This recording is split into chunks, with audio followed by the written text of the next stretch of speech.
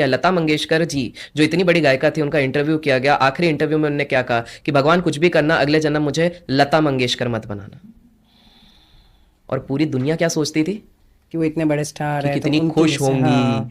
कितनी कंटेंट होंगी। विराट कोहली ने एक इंटरव्यू में आज से 15 साल पहले क्या कहा था पता है? उनके इंटरव्यू ने पूछा कि आप पूजा पाठ करते हो? उसने हंस के कहा था, मैं वो व्यक्ति लगता हूं क्या जो पूजा पाठ करेंगे?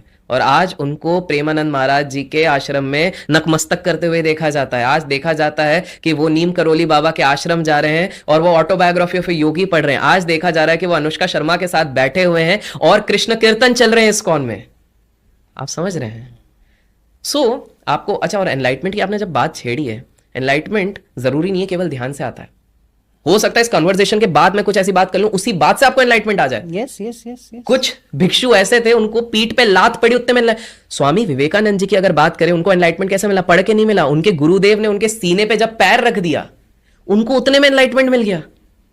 पर हम लॉजिकल माइंड सोचेगा ऐसे कैसे पैर रखने से, फिर तो आप सबको पैर रख दो। नहीं, हमने पास्ट लाइफ की बात करी, जैसे वो 3 दिन बच गए थे ओशो के। पास्ट लाइफ में जर्नी पूरी हो गई थी, इस जर्नी में वो बस 1% बचा था। टाइम आ चुका था, बस वो टाइम कोइंसाइड हो गया तो लोगों को लगा पैर रखते ही एनलाइटमेंट हो गया। एक्चुअली वो टाइम आ चुका था, उसी समय पे एनलाइटमेंट होना ही था। तो हमने वो कनेक्ट कर लिया। सारे जितने लोगों को देखेंगे, गौतम बुद्ध देखेंगे, महावीर को देखेंगे, सारे एनलाइटेंड सोल्स हैं। आज भी हमारे इर्द गिर्द भी होंगे एनलाइटेंड सोल्स, करेक्ट। बट हमें शायद पता ही नहीं है, क्योंकि हमने एक दिमाग में मिस्टिक वैल्यू बना ली है कि एनलाइटेंड मतलब जादू टोना होता होगा, हवा में उड़ जाते होंगे, शक्ति प्रदर्शन करते होंगे। अच्छा, और एनलाइटेंड सोल का एक और खासियत आपको पता है? जो भी व्यक्ति एनलाइटेंड होता है ना, जब तक वो जीवित होता है तब तक उसे कोई पहचान नहीं पाता, बहुत कम लोग पहचान पाते हैं। उल्टा उसको हेट्रेड मिलती है, क्योंकि उसकी सोच पूरी दुनिया से अलग होती है। एक रीजन था गौतम बुद्धा को भी पत्थरों से मारा जाता था। एक रीजन था जब स्वामी विवेकानंद को भी स्टार्टिंग में एक्सेप्टेंस नहीं मिली थी। वो तो शिकागो में जाके जब उन्होंने स्पीच दिया, वो थोड़ा सा मैं आपको बताता हूँ स्वामी विवेकानंद जी का। स्वामी विवेकानंद जी के जो गुरु थे, कौन थे गुरु, लोग कमेंट्स में बताएंगे। तो जब वो गुरु थे, वो काली जी के बहुत बड़े भक्त थे।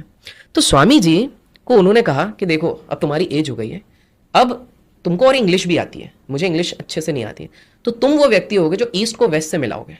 तो तुम जाओगे बाहर और प्रचार करोगे। बोले ठीक है गुरुदेव, मैं जाता हूँ।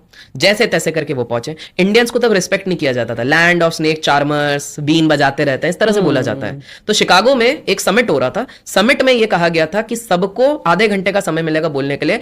विवेकानंद जी को 1 मिनट का समय दिया गया था, की नोट स्पीच। सोचिए, फॉर्मेलिटी। जब विवेकानंद जी उठे, उनका 5th 6th नंबर पे नंबर आया, तो आसपास क्राउड की आवाज आ रही थी, अरे एक इंडियन आ गया, अरे बोर करेगा, अरे ये क्या बोलेगा, ऐसा वैसा करके। और उधर ना स्टॉप वॉच रखने वाले व्यक्ति रहते थे, बिकॉज देखना पड़ता था ना टाइम टू टाइम कितना हो रहा है। विवेकानंद जी गए, उन्होंने पहला ही कहा, to all my beloved brothers and sisters. जैसे उन्होंने बोला, पूरी क्राउड तालियों के साथ चिल्ला उठी। पता है क्यों? क्योंकि हर व्यक्ति जब भी एड्रेस करता था, लेडीज एंड जेंटलमैन करता था। पहली बार किसी ने अपना भाई और बहनों। और इंटरेस्टिंग चीज, 2 घंटे तक सेशन चला, स्टॉप वॉच देखने वाला भूल 1 मिनट टाइम दिया था। और वहीं पे आप सोचो, बहुत लोगों को ये भी नहीं पता, टाटास ग्रुप आपको पता है? टाटास ग्रुप के जो उस समय के चेयरमैन थे, कौन थे? अगेन लोग कमेंट्स में गेस करें। वो खुद इतना बड़ा साम्राज्य स्वामी विवेकानंद जी के कारण बना पाई, ये बहुतों को पता ही नहीं है। जब शिकागो गए थे तो एक समय पे एक ही गाड़ी में स्वामी विवेकानंद जी बैठे, टाटा जी बैठे हुए। टाटा जी ने बोला, अरे हमने आपके बारे में बहुत सुना है, आप तो बहुत बहुत। देखो ये वो समय था जब सोशल मीडिया इतना था नहीं, तो वर्ड ऑफ माउथ से पता चल रहा था, तो बड़े पीपल न्यू। स्वामी जी बोले, हमने भी आपके बारे में सुना है। तो टाटाज उस समय पे मेनली स्टील प्लांट में, जो झारखंड था और ये सारे एरियाज थे, वहां स्टील पे वर्क करते थे, कैपिटल इंटेंसिव। तो बातों बातों में स्वामी जी ने कहा कि मेरा उद्देश्य है कि मैं यूथ को जगाऊं कि भाई everything is possible for you, ध्यान करो, सब कुछ करो, सब कुछ कर सकते हो, हार नहीं माननी है।